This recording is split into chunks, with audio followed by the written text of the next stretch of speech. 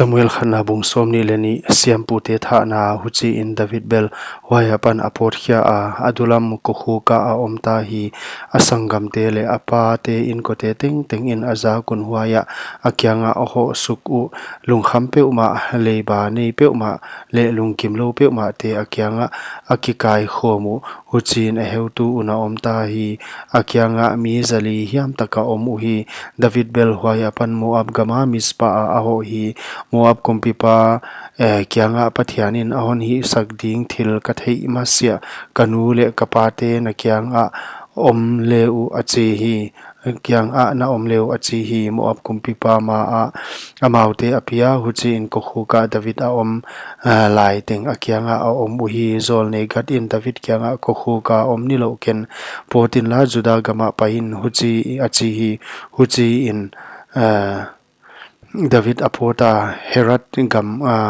gamanga aluta hi Solin David le akyanga omte amuta u chi anazahi Solbel Gibia a Rama a Tamarisk singnuaya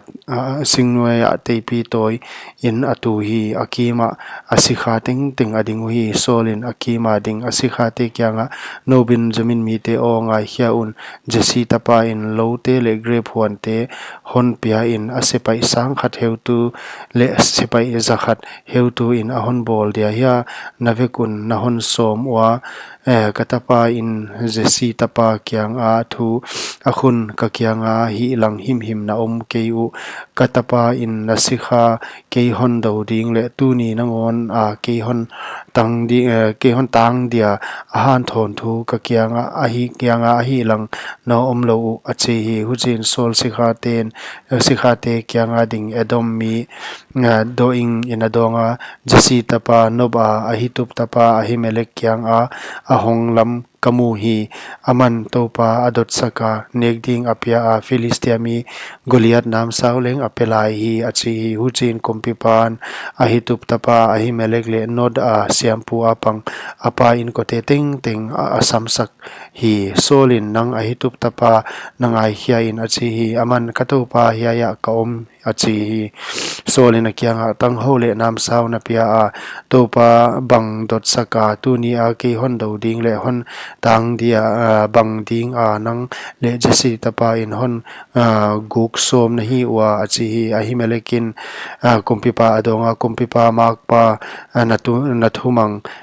na inkwan sung wa miza ta khwai David bang amwan huai na sikha ting laka kwa omwa ama adia pathian thu ka dot sak masapen ahi ke kumpipan asikha hiam kapa in ko te kwa pe hon ngo ma ke hen na sikha in hai thu bang ma ka thei ke hi achi hi kumpipan ahimelek na si nge ding ahi nangle napa in ko te teng to achi hi kumpipan kyanga ding sepai te kyanga ki heun la to pa siampu that un David lama apan wa taimang ahi chi thei na pi a ka kyanga again lo uzia kun achi hi himale kumpipa si khaten to pa siampu te swal ding in khut azak nuam ke u hi kumpipan doing kyanga nang ke hi in la siampu te swalin achi hi edom mi doing ake ya siampu te aswala hoini in puan malngat siampu us puanak sil mi som gyal lenga athat hi nop siampu khwa nam sawin aswala numele pasal naw pangle noine lai